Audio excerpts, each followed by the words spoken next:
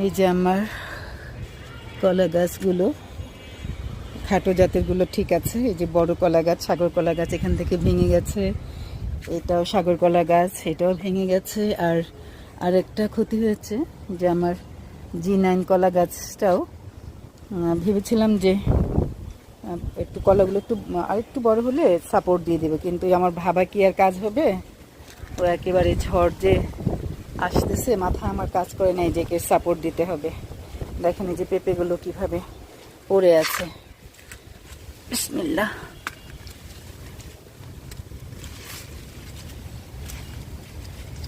এই তো সবগুলো পেঁপে পড়ে, দেখেন আমার এই বড় বড় দুইটা আম গাছ পড়ে কি অবস্থা করেছে। ওইখানে এখানে যেহেতু মাঝখানে আগে দুইটা বড় বড় আম গাছের টব ছিল, যার কারণে এই পাশটাতে কখনো আমার আম গাছগুলো